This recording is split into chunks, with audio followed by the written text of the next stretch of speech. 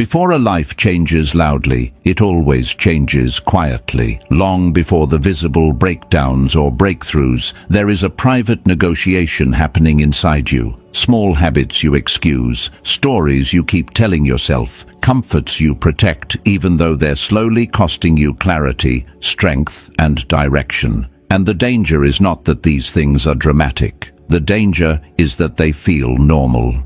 As 2026 approaches, the real question is not what should you add to your life, but what no longer deserves access to your mind. Because most people don't stay stuck due to lack of intelligence or effort, but because they keep feeding patterns that quietly weaken them while telling themselves it's just how life is. It isn't. It's conditioning, and anything that was learned can be unlearned.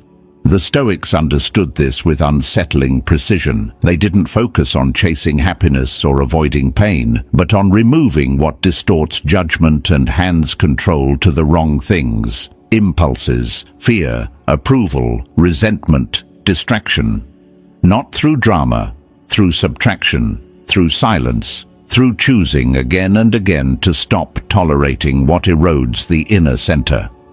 This episode is not about radical reinvention or public transformation. It's about quiet elimination, 15 patterns that feel harmless, familiar, even comforting, yet slowly drain agency, attention, and self-respect. Not sins, not flaws, just habits of mind that no longer belong in the next chapter of your life. You don't need to fight them all. You don't need to announce anything. You don't even need to feel ready. You only need to see clearly what no longer deserves control. Let's begin. 1. The victim story and the price you quietly pay for keeping it. There is a difference between acknowledging that you were hurt and building a home inside the story of being hurt.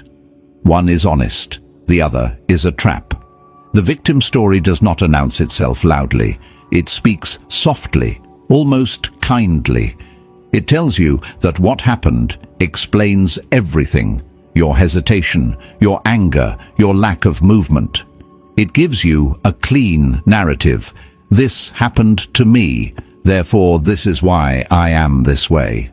And for a while, that story feels protective. It removes pressure. It lowers expectations. It gives you an enemy you can point to whenever your life feels stuck.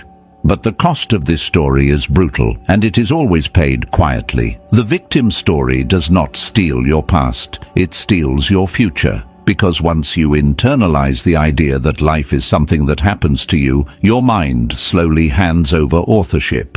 You stop asking, "What can I do next?" and start asking, "Why did this happen to me?"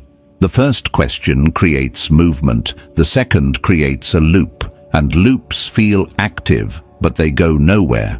This is why the victim story is so seductive. It explains everything without demanding anything. It justifies stagnation while pretending to protect your wounds. But what it really does is freeze you in the moment of impact.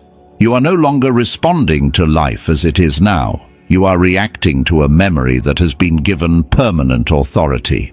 Marcus Aurelius understood this with painful clarity when he reminded himself that external events are not the problem, judgments are. Not because pain is imaginary, but because interpretation determines whether pain becomes wisdom or identity. The moment suffering turns into a role you inhabit, it stops being something you move through. Let's be precise here. Eliminating the victim story does not mean denying what happened. It does not mean minimizing abuse, loss, betrayal, or injustice. Reality matters. Pain matters. What changes is the relationship you have with responsibility after the event. Responsibility does not mean blame. It means authorship. It means recognizing the moment where explanation ends and choice begins. The victim story quietly teaches you that power lies outside you, in other people's behavior, in unfair systems, in timing, in luck. And as long as power is external, waiting feels logical. Waiting for apologies, waiting for fairness, waiting for circumstances to align. Years can pass this way, not in misery, but in suspension. You are alive, but paused.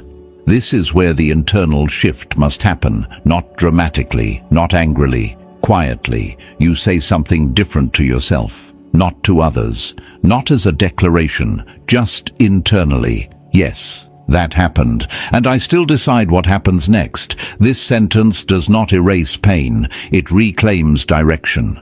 Carl Jung warned that whatever we refuse to take responsibility for in ourselves returns as fate. Not because life is cruel, but because the psyche demands completion. If you don't consciously choose your next step, something else will choose for you. Habits, fear, resentment, comfort. Notice how the victim story shows up in daily language. This is just how I am now. After what I've been through, I can't. People like me don't get. These sentences sound like realism. They are not. They are conclusions drawn too early, used too often, and never questioned. And every time you repeat them, you strengthen a pattern that narrows your future. Eliminating the victim story does not require confidence. It requires honesty. You admit that the story has been costing you more than it has been protecting you. You admit that while it once helped you survive, it no longer helps you live. And then you stop feeding it. You don't argue with it. You don't dramatize it.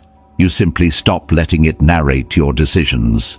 This is one of the quietest eliminations you will ever make, and one of the most powerful. No one needs to notice. No one needs to approve. The shift happens internally, where you stop identifying with what happened and start identifying with what you choose to do next. Because the moment you release the victim story, something uncomfortable but liberating appears. Responsibility without excuses. And inside that responsibility is agency. Inside that agency is movement. And inside that movement is the beginning of a life that no longer waits for permission to change. 2. Cheap stimulation and how it quietly trains you to avoid depth. Cheap stimulation is one of the most socially acceptable forms of self-sabotage. It doesn't look dangerous. It doesn't raise alarms. In fact, it often looks like rest, entertainment, or just taking a break. A little scrolling. Background noise that never stops. Sugar, junk food, short videos, constant novelty. Nothing extreme, nothing dramatic. And that is precisely why it works so effectively against you. Cheap stimulation trains your nervous system to expect relief without effort. Every time boredom appears, you erase it instantly. Every time silence creeps in, you drown it out. Over time, your mind learns a dangerous association. Stillness equals discomfort. And once that association is learned, anything that requires patience, focus, or delayed reward starts to feel heavier than it actually is. This is not about morality, it's about conditioning. The problem with cheap stimulation is not pleasure itself, but timing and dosage. Pleasure without effort, repeated too often, rewires your tolerance for difficulty. You don't lose intelligence, you lose endurance. Deep work begins to feel unbearable. Deep conversations feel draining. Even deep rest becomes difficult because your mind no longer knows how to settle without constant input. You start to notice subtle symptoms. You can't stay with a thought very long. You reach for your phone without deciding to. You feel restless, even on days with nothing wrong. Focus feels like strain. Silence feels awkward. None of this means you are weak. It means your attention has been trained away from depth. And here is the quiet cost most people never calculate. Cheap stimulation doesn't just steal time, it steals capacity. The capacity to build something slowly. The capacity to stay present with another human being. The capacity to sit with discomfort long enough for insight to appear.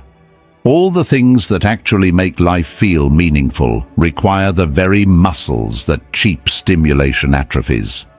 This is why eliminating cheap stimulation is not about becoming rigid or monk-like. It's about protecting the part of you that can stay with effort long enough to create value. Because nothing meaningful grows in a mind that panics the moment it isn't entertained. Notice how often cheap stimulation appears when something important is just about to begin, right before starting work, right before thinking about a difficult decision, right before feeling an uncomfortable emotion. The stimulation is not random, it's avoidance disguised as relief, and the relief is temporary, but the avoidance compounds. There is also a subtle identity shift that happens when cheap stimulation dominates your day. You begin to see yourself as someone who can't focus, gets bored easily, or needs noise. These are not traits, they are adaptations. And adaptations can be reversed once the environment changes. Eliminating cheap stimulation does not mean eliminating pleasure. It means restoring friction where friction is necessary.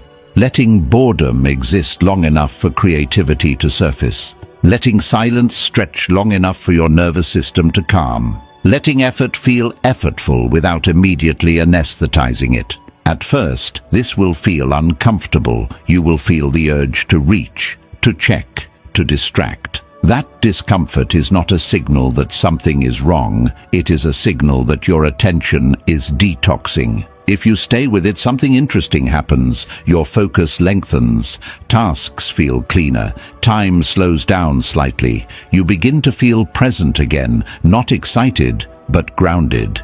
This elimination does not require dramatic rules. It requires awareness and subtraction. Fewer inputs, clear boundaries around when stimulation is allowed and when it is not, especially before deep work, meaningful conversations, and rest. Over time, you won't need discipline to avoid cheap stimulation. Your system will simply stop craving it as intensely. Because once your mind remembers what depth feels like, cheap stimulation stops being tempting. And when depth returns, so does the ability to build something real. 3. Friendships, held together by nostalgia and the quiet cost of outgrowing. No one. Some relationships don't end because they turn toxic or explosive. They simply expire, slowly, quietly, without drama. What remains is not connection, but habit, shared history, old jokes, familiar roles that no longer fit who you are becoming. And because nothing is obviously wrong, you keep the relationship alive out of inertia, telling yourself that time alone is a form of loyalty. But time is not a value. Growth is. Friendships held together by nostalgia feel safe because they don't demand change. You already know how to be in them. You already know what version of yourself will be accepted. And that is precisely the danger. When a relationship only recognizes who you were, it subtly pressures you to stay there. You edit yourself. You simplify your thinking. You avoid certain topics, ambitions, or truths, not because they're wrong, but because they don't belong to the shared past that holds the relationship together.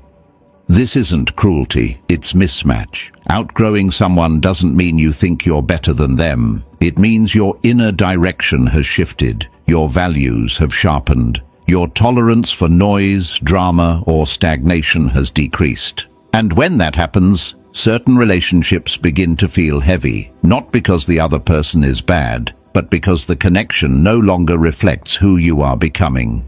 Many people avoid this realization because they fear what comes after. Silence, fewer messages, fewer invitations, the uncomfortable gap where an old bond fades and a new one hasn't yet formed. So they hold on. They keep showing up. They keep investing emotional energy in spaces that no longer nourish them, and over time, they begin to feel drained without knowing why. This is the quiet cost of misplaced loyalty. There is also a subtle form of self-betrayal here. When you consistently spend time in relationships that don't challenge you, don't support your growth, and don't reflect your current values, you send yourself a message. My evolution is negotiable, not consciously, but internally. And that message compounds. You become less sharp, less honest, less alive. Carl Jung observed that individuation, the process of becoming oneself, often requires separation. Not because others are wrong, but because identity needs space to solidify. If every environment you inhabit belongs to an older version of you, growth becomes theoretical instead of lived. Let's be clear about what this elimination is not. It is not a call to discard people coldly. It is not a demand for confrontation. And it is not about cutting ties dramatically to prove a point. Quiet elimination works differently. It happens through distance, not declarations, through reduced availability, through choosing depth over familiarity. You stop forcing connection where alignment no longer exists. You stop explaining yourself. You stop trying to bring people with you who have no interest in the direction you're heading. And you allow the relationship to find its natural level, whether that's occasional contact, respectful distance, or eventual silence. This is difficult because nostalgia carries emotional weight. Memories matter, shared experiences matter, but memory alone is not a reason to keep paying emotional rent in a space you've outgrown. Gratitude for the past does not require loyalty to stagnation in the present. There is also something liberating on the other side of this elimination. When you stop filling your time with relationships that no longer fit, space opens. And space is uncomfortable at first. But space is also where alignment enters. New conversations, new standards, new connections that meet you where you are, not where you used to be. You are not abandoning people, you are honoring direction. And direction matters more than nostalgia, because nostalgia looks backward, while your life only moves forward. 4. The need to be approved and how it turns your life into a performance.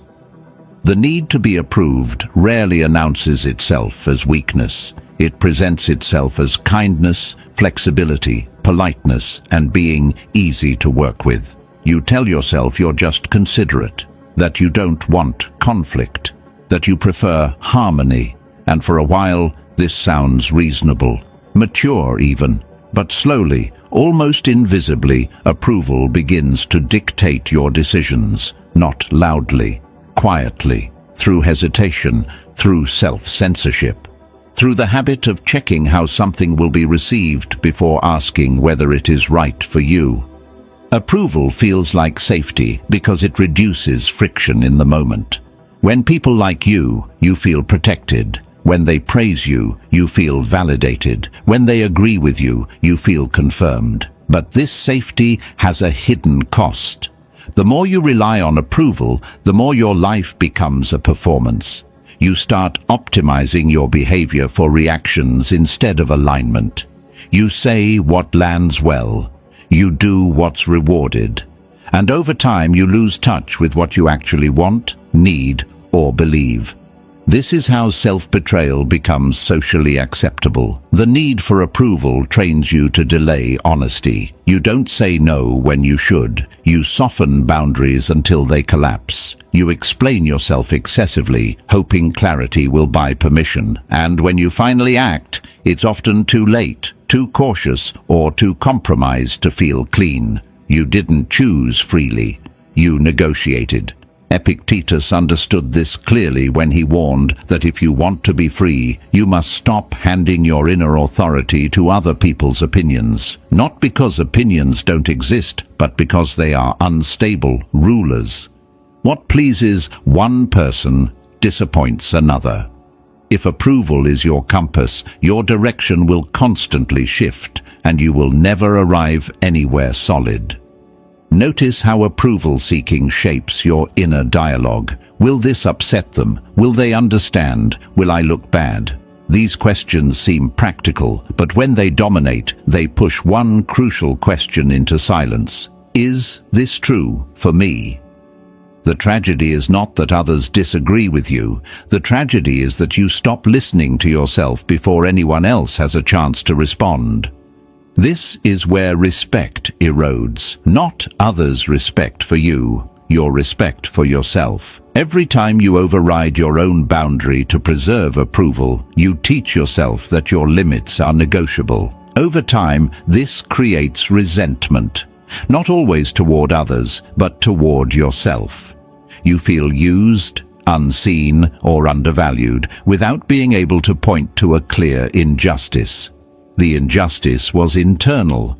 Eliminating the need for approval does not mean becoming rude, dismissive, or cold. It means becoming clear. Clear people don't argue for their boundaries. They state them. They don't over-explain. They don't rehearse defenses. They accept that not everyone will understand, and they no longer require them to. This shift is uncomfortable at first.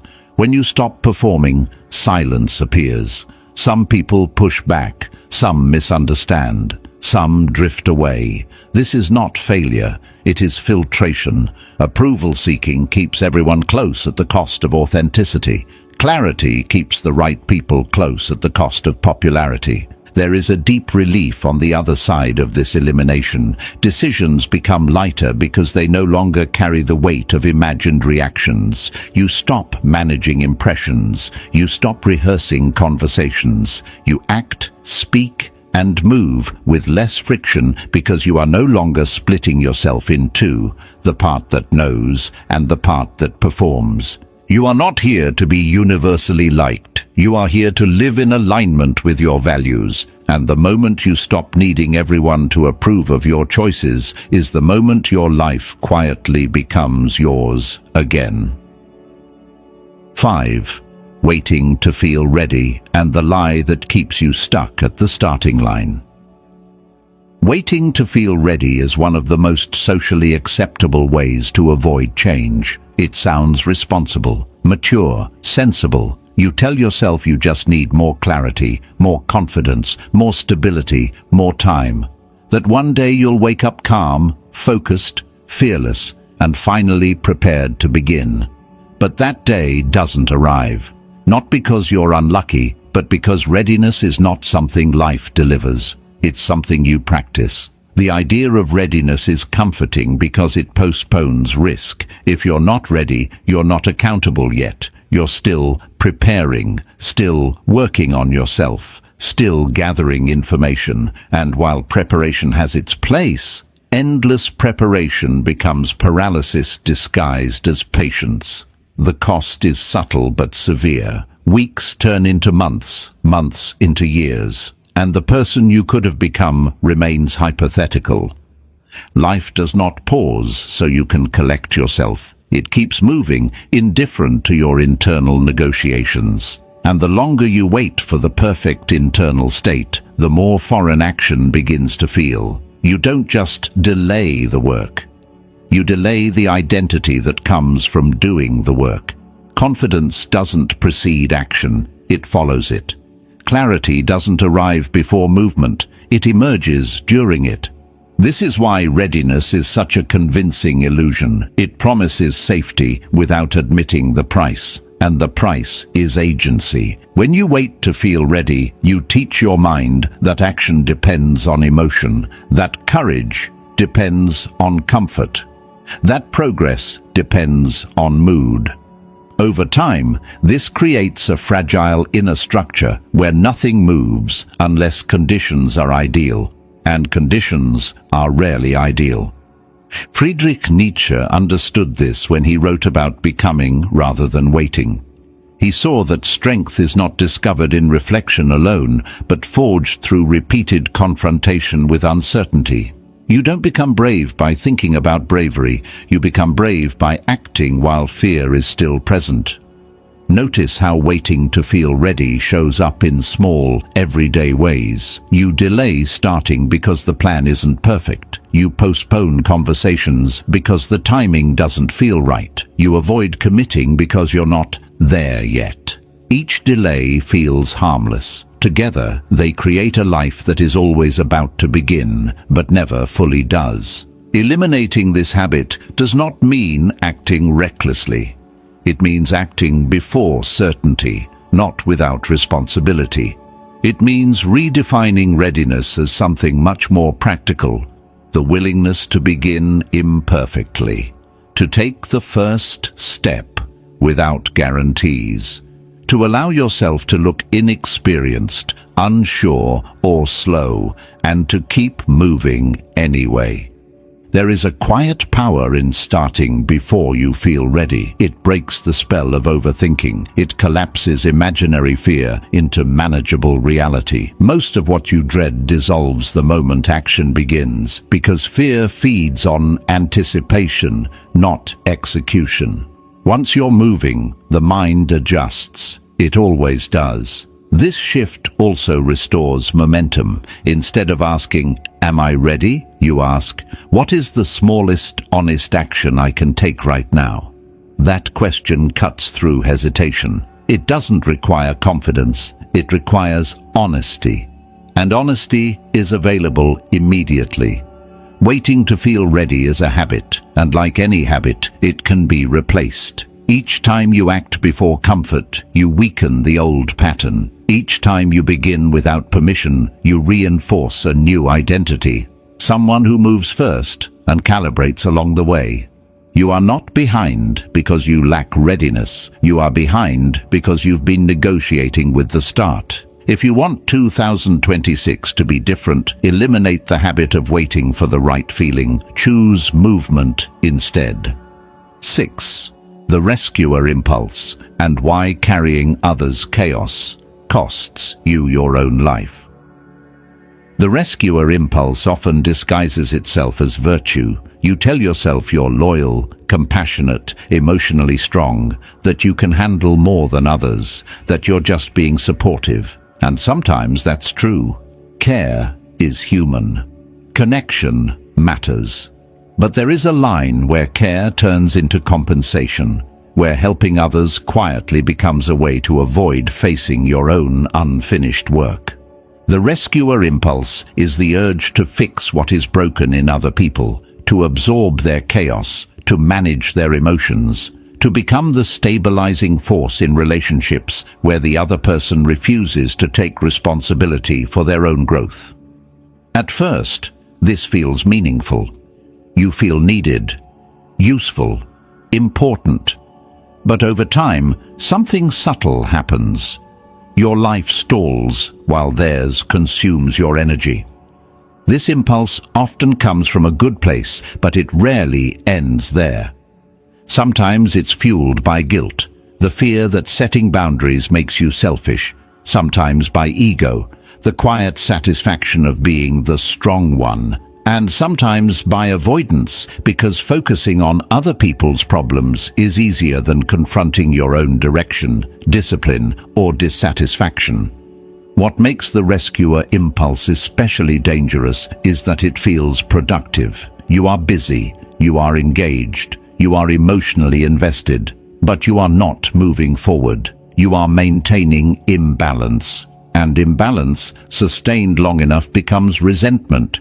You start to feel drained, yet responsible, exhausted, yet unable to step back. You give advice that isn't taken. You offer support that isn't reciprocated. And when things don't improve, you try harder, not realizing that effort is not the missing ingredient. Responsibility is, and responsibility cannot be outsourced. Carl Jung warned that what we rescue in others often mirrors what we avoid developing in ourselves. This is not judgment, it is psychology. When your sense of purpose is tied to managing other people's instability, your own growth becomes secondary, quietly, gradually, almost invisibly. Eliminating the rescuer impulse does not mean abandoning people. It means refusing to confuse support with self-erasure. You can care without carrying. You can listen without fixing. You can love without becoming the emotional infrastructure for someone else's life. When someone refuses to do their part, stepping back is not cruelty. It is clarity.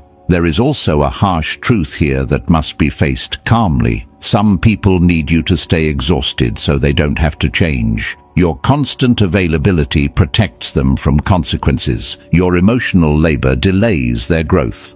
And while this may sound uncomfortable, it explains why certain relationships resist balance the moment you pull back. Redirecting that energy toward yourself will feel strange at first. You may feel selfish, empty, unneeded. That discomfort is withdrawal, not wrongdoing. You are withdrawing from a pattern that defined your worth through sacrifice. And when that pattern breaks, a different kind of strength begins to form, one rooted in standards instead of saving. As you let go of the rescuer role, your relationships change. Some deepen because they become reciprocal. Others fade because they were built on imbalance. This is not loss, it is alignment. You stop attracting chaos. You stop negotiating peace. And your time, energy, and focus begin returning to where they belong. You are not here to fix lives that are not yours. You are here to live yours with integrity. And when you do, something unexpected happens. The people willing to grow meet you there. 7. Over-explaining and how it turns boundaries into negotiations. Over-explaining rarely looks like fear on the surface. It looks like courtesy, reasonableness, emotional intelligence. You tell yourself you're just being clear, just helping others understand your perspective, just preventing misunderstandings. But underneath that politeness is a quieter pattern. You are asking for permission to live your own decisions. Over-explaining happens when you don't trust that no is enough, when you feel the need to justify a boundary with a story, a history, a rationale that will make it more acceptable to the other person. You give context. You soften language. You apologize in advance. And before you realize it, a boundary has turned into a debate.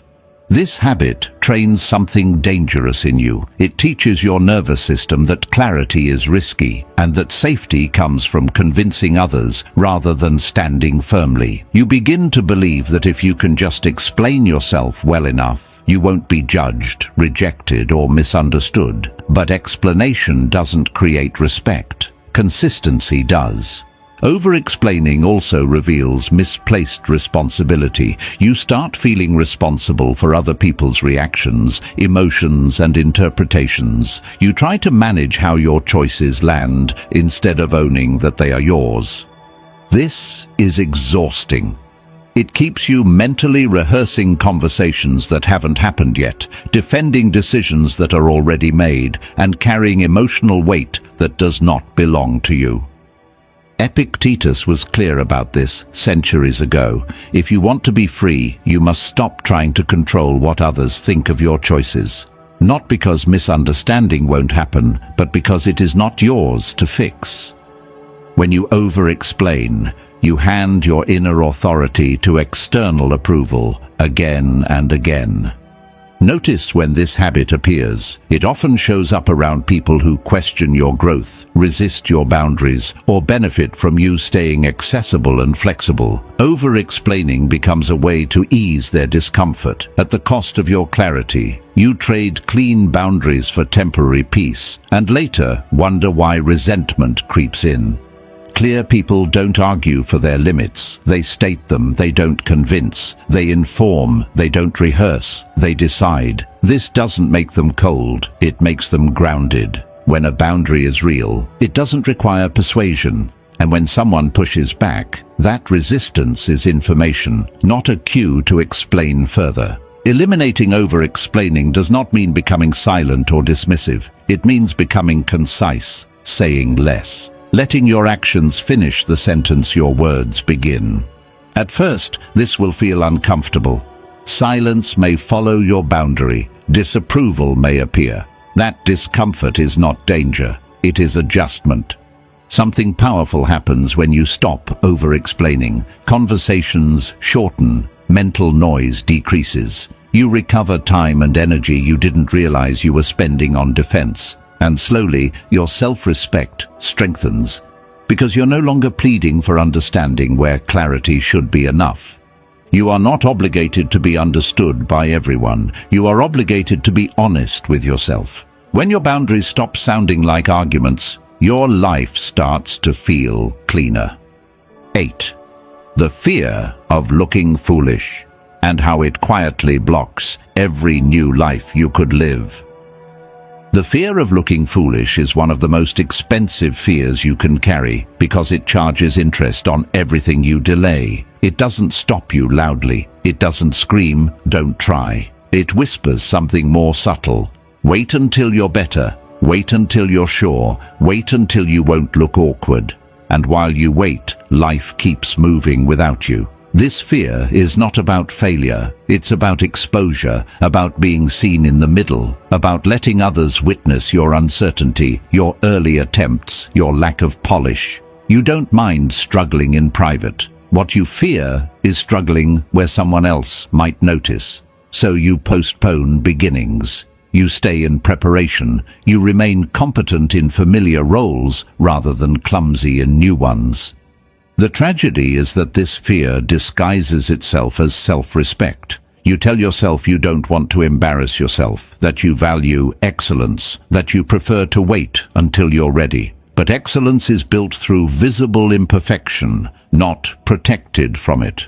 Every skill you admire, every confident person you respect, every calm master you look up to, all of them passed through a phase where they looked uncertain, slow, and unimpressive. The difference is not talent, it's tolerance for embarrassment. The fear of looking foolish trains avoidance at the identity level. You begin to see yourself as not that kind of person, not a beginner, not someone who tries publicly, not someone who risks visible failure. And once that identity forms, growth becomes threatening, because growth requires you to temporarily violate the image you're protecting. This is how potential turns into a cage. There is also a social distortion here that makes the fear worse. You imagine people watching you closely, judging every misstep, forming permanent conclusions. In reality, most people are too absorbed in their own insecurities to notice yours. And even when they do notice, the judgment is brief. What lasts is not their opinion, but your decision to stop. Friedrich Nietzsche understood that becoming who you are requires the courage to pass through phases that contradict who you were. Growth is not seamless, it is disruptive. And every disruption looks foolish from the outside before it looks strong from within. Eliminating this fear does not mean becoming reckless or careless. It means redefining dignity. Dignity is not looking competent at all times. Dignity is continuing to act in alignment with your direction, even when you look inexperienced. It is choosing progress over image, learning over approval, movement over preservation. The practical shift is simple but uncomfortable. You allow yourself to be seen trying. You speak before your voice is fully steady. You act before your confidence arrives. You start while your skills are incomplete. And you let the discomfort exist without rushing to eliminate it. That discomfort is not a signal to stop. It is the price of entry into any new identity. When you stop fearing looking foolish, something remarkable happens. Your life expands. Options that were previously blocked suddenly open. You begin learning faster, not because you're smarter, but because you're no longer hiding. Momentum replaces hesitation. Curiosity replaces self-consciousness. You are not here to protect an image. You are here to build a life. And no life worth building begins without a phase that looks unremarkable from the outside and courageous from the inside. 9. Comparison through screens, and how it quietly distorts your identity. Comparison has always existed, but screens have turned it into a constant, ambient pressure. Not comparison with people you know, in real contexts, with real limitations, but comparison with edited lives, filtered moments, and carefully selected highlights. You scroll through success, beauty, discipline, happiness, confidence, all compressed into a few seconds, and your nervous system absorbs it without context. Slowly, almost invisibly, your sense of self begins to warp. This kind of comparison doesn't motivate, it destabilizes. You're not comparing effort to effort or process to process. You're comparing your private doubts, unfinished work, and ordinary days to someone else's most polished moments. And because the mind is not built to make that distinction emotionally, it draws a false conclusion. I'm behind, I'm late, I'm not doing enough. My life is smaller than it should be. That conclusion feels factual. It isn't. It's a distortion. The danger of comparison through screens is not jealousy alone. It's identity erosion. You stop measuring your life by your values, your direction, your standards. Instead, you begin measuring it by visibility, speed, and external milestones that may have nothing to do with the life you're actually trying to build. Without realizing it, you outsource your self-assessment. And when identity is outsourced, peace disappears. This comparison is especially toxic because it's passive. You don't consciously decide to compare. It happens automatically dozens of times a day. A post here, a video there, a story, a clip, a quote. Each one subtly suggesting a narrative. They're ahead, you're not. Over time, this creates a background sense of inadequacy that no single achievement seems to fix. There is also a lie embedded in screen-based comparison that must be exposed. You assume that what you're seeing represents a whole life. It doesn't. It represents a moment chosen for effect. You are comparing your raw footage to someone else's trailer. And trailers are designed to impress, not to tell the truth. Buddha warned that suffering begins when the mind clings to illusions.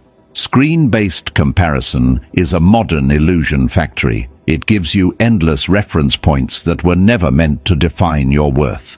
And the more you consume them uncritically, the more your internal compass loses accuracy. Eliminating this habit does not require ignorance or isolation. It requires boundaries and perspective. You choose when and how you expose yourself to other people's narratives. You reduce passive scrolling. You replace unconscious consumption with intentional learning. And most importantly, you stop using other people's timelines as a verdict on your own. When comparison appears, you learn to translate it. Instead of "I'm behind," you ask, behind what exactly? Behind someone else's goals, someone else's circumstances, someone else's values. Most of the time, the comparison collapses under that question. It was never relevant to begin with. Another shift happens when you reduce screen-based comparison. Your sense of timing returns. You stop rushing. You stop forcing milestones. You stop feeling late to a race you never agreed to run. Your life begins to move at a pace that fits your capacity instead of your anxiety. This doesn't make you complacent, it makes you accurate. You begin measuring progress internally. Am I more consistent, more grounded, more aligned than I was before? Those metrics don't trend on screens, but they compound in real life. And real life is where peace is built. You are not failing because someone else is visible. You are not late because someone else is loud. And you are not small because someone else is edited. When you stop comparing your life through screens, you regain the authority to define what progress actually means for you. 10. Emotional dependence on motivation and why it keeps your life unstable. Emotional dependence on motivation is one of the most misunderstood traps in modern self-improvement. You are taught, subtly but constantly, that action should feel inspired, aligned, energized. That if you don't feel like it, something is wrong. So you wait. You wait for the right mood, the right mindset, the right internal spark. And when it doesn't arrive, you assume the problem is you. It isn't. Motivation is not a foundation. It is a reaction. It shows up after movement, not before it. When you build your life around needing to feel motivated, you unknowingly design a system that collapses the moment emotion fluctuates. And emotions fluctuate constantly. This creates an unstable rhythm. Bursts of action followed by long gaps of inertia, enthusiasm followed by guilt, intensity followed by burnout. The deeper cost is not inconsistency, it is distrust. When action depends on mood, you never know whether you'll show up for yourself. You make plans with good intentions, then quietly break them when the feeling fades. Over time, your mind learns a dangerous lesson. We don't act unless it feels good, and once that lesson is installed, discipline feels unnatural, effort feels oppressive, and responsibility feels heavy. This is why people who rely on motivation often feel exhausted without doing much. Their energy is spent negotiating with themselves instead of executing. Every task becomes a question mark. Do I feel ready? Do I feel inspired? Do I feel like this matters today? That internal debate drains more energy than the task itself ever would. Marcus Aurelius understood something that modern culture resists. You do your duty not because you feel like it, but because it is yours to do, not harshly, calmly, without drama. Action rooted in principle is steadier than action rooted in emotion, because principles don't fluctuate with sleep, stress, or opinion. Eliminating emotional dependence on motivation does not mean becoming robotic or joyless. It means changing the order of operations. You act first at a minimal, sustainable level. Then motivation follows, not as fuel, but as feedback. You don't ask, "How do I feel?" You ask, "What is the smallest, honest action I can take right now?" That question bypasses mood entirely. Small actions matter here more than big ones. Motivation-based lives fail because they require emotional peaks to function. Structure-based lives survive because they work at baseline. When action becomes a habit rather than a performance, something stabilizes internally. You stop relying on excitement to move. You rely on identity. Another shift happens quietly. You stop romanticizing motivation. You stop waiting for it, chasing it, blaming its absence. You treat it like weather, pleasant when it appears, irrelevant when it doesn't. This removes pressure, and when pressure drops, consistency rises. There is also a form of emotional maturity that emerges here. You realize that many of the most meaningful actions in life rarely feel motivating in advance. Difficult conversations, health routines, skill development, long-term commitments. If you wait to feel inspired, you will avoid the very things that build confidence, stability, and self-respect. Confidence, in fact, is a byproduct of acting without motivation. Every time you do what you said you would do despite low emotional charge, you strengthen self-trust. You prove to yourself that you are not at the mercy of your moods. And that proof is far more powerful than any temporary surge of inspiration. You don't need more motivation, you need fewer conditions. When you stop asking emotion for permission, your life stops swinging between extremes. And when action becomes neutral, not heroic, not dramatic, real change finally becomes sustainable. 11. Obsession with closure, and why waiting for it keeps you tied to the past. The obsession with closure often disguises itself as maturity. You tell yourself you just want to understand, that you want clarity, resolution, a final conversation that will let your heart relax. An apology, an explanation, an admission of fault, something that makes the story end cleanly. And on the surface, this sounds reasonable, human even. But beneath that desire is a quiet dependency, the belief that your peace requires someone else's cooperation. Closure becomes a trap the moment it turns into waiting. You wait for people who hurt you to become self-aware. You wait for them to say the right words, to acknowledge what they did, to finally see you clearly. And while you wait, the past stays alive. Not because it is powerful, but because you keep giving it airtime. You replay conversations. You imagine different outcomes. You rehearse what you would say if you ever got the chance. All of this feels like processing. In reality, it's postponement. The mind convinces itself that once closure arrives, healing will follow, but closure rarely arrives the way you imagine. People avoid responsibility, they deny, they minimize, they move on without explanation. And when your peace is tied to their behavior, you remain emotionally tethered to someone who may never show up in the way you need. This is where maturity requires a hard shift. Closure is not something you receive, it is something you grant.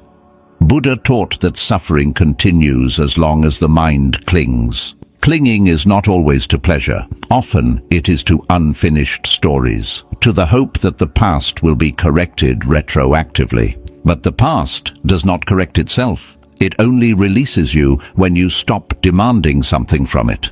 Obsession with closure keeps you mentally positioned behind your own life. You are always looking backward, waiting for permission to move forward. And the longer you wait, the more your nervous system treats the unresolved as active. The wound stays open not because it is deep, but because it is constantly touched. Letting go of this obsession does not mean pretending nothing happened. It means acknowledging the full truth without needing it to be validated by the person who caused it. You say, quietly and internally, I understand what happened, I understand what it cost me, and I am done paying for it with my present. This is not bitterness, it is boundary. There is a strange relief in this decision. When you stop seeking closure externally, mental energy returns. You stop rehearsing conversations that will never happen. You stop scanning for signs that someone has changed. You stop tying your peace to outcomes you do not control. What remains is not numbness, but space. And in that space, your life finally has room to expand. Obsession with closure often feels noble, but it is usually grief that hasn't accepted reality yet. Acceptance is not agreement, it is recognition. Recognition that you may never get the apology, the explanation, or the accountability you deserve, and that your healing does not require them. You are allowed to move on without consensus. You are allowed to heal without permission. You are allowed to close the door even if the other person is still talking. When you stop waiting for closure, the past loses its grip. And when the past loosens, your attention returns to the only place where change is possible: now. 12. Gossip as entertainment and how it trains your mind to stay small. Gossip rarely presents itself as something harmful. It sounds casual, social, even bonding. You're just talking, just sharing information, just reacting to what someone else did, said, failed at, or messed up. And in small doses, it feels harmless. But over time, gossip becomes a way of orienting your attention outward in the worst possible direction, toward judgment instead of principles, toward people instead of purpose. What gossip really does is train your mind to feed on distraction disguised as connection. When gossip becomes entertainment, your attention is constantly pulled into narratives that are not yours to live or resolve. You rehearse opinions about situations you cannot influence. You analyze motives that don't matter. You emotionally invest in drama that adds nothing to your character, your clarity, or your future. And while this is happening, something quiet and corrosive takes place. Your standards lower. Not morally, mentally. Your mind becomes accustomed to noise, to speculation, to emotional reactions without responsibility. Instead of asking, what do I think? What do I value? What am I building? You drift into commentary mode, observing, reacting, judging, but not creating. This may feel engaging, but it weakens focus. Over time, it becomes harder to sit with your own life without external stimulation. There is also a subtle identity cost. When you frequently speak about others, you train yourself to define meaning externally. Your sense of relevance comes from being in the know rather than being grounded. This creates a quiet dependency on social friction. Without drama, you feel bored. Without commentary, you feel disconnected. And boredom is dangerous only when you haven't built depth. Epictetus warned that a person is harmed not by what is said about them, but by what they choose to attend to. Gossip thrives on misplaced attention. It pulls your awareness away from what you can shape and hands it to what you cannot. And attention, once misplaced often enough, becomes difficult to reclaim. Eliminating gossip as entertainment does not mean becoming silent or judgment-free. It means becoming selective. You ask yourself a simple question before engaging. Does this conversation sharpen me or scatter me? If it scatters, you step back. Not dramatically, not self-righteously, quietly. This shift will feel strange at first. You may notice how much social interaction revolves around other people's lives instead of shared ideas, growth, or meaning. You may feel temporarily disconnected. That discomfort is not loss. It is detox. You are withdrawing from mental clutter that once filled space because nothing better had taken its place yet. As gossip fades, something else grows. Your conversations become cleaner. Your thoughts become more disciplined. You find yourself more interested in principles than personalities, in direction rather than drama. And, slowly, without effort, your respect for your own attention deepens. Attention is not neutral. What you feed it shapes who you become. When you stop consuming gossip for entertainment, your mind regains dignity, and dignity, once restored, raises the quality of everything else in your life. 13. Forced happiness, and why pretending to be fine keeps you stuck. Forced happiness is one of the most socially rewarded forms of avoidance.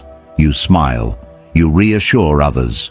You say, "I'm good," even when something inside you is tightening. You keep the tone light. You keep moving. You keep functioning. And from the outside, everything looks stable. But internally, something important is being delayed. Honesty. Forced happiness is not optimism. It is pressure. Pressure to appear okay so you don't have to confront what isn't. Pressure to be positive so you don't disrupt the image you've built. Pressure to keep things smooth even when something needs to be addressed, changed, or ended.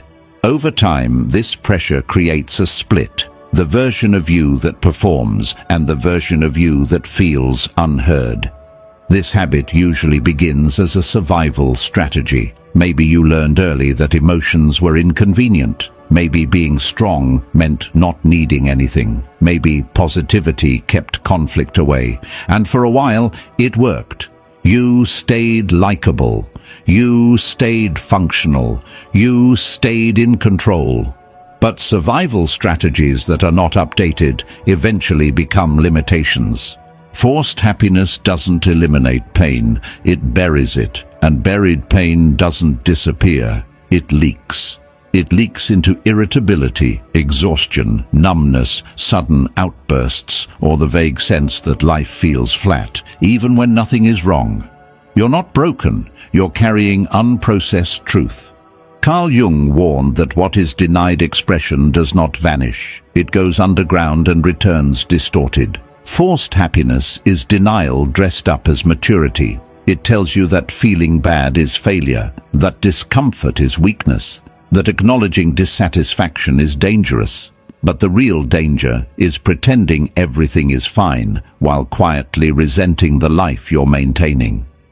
Real strength is not constant positivity. It is emotional accuracy. The ability to say, without drama, "This hurts, this isn't working, this needs to change." Not as a complaint, but as information. When emotions are treated as data instead of threats, they guide adjustment instead of sabotage. Eliminating forced happiness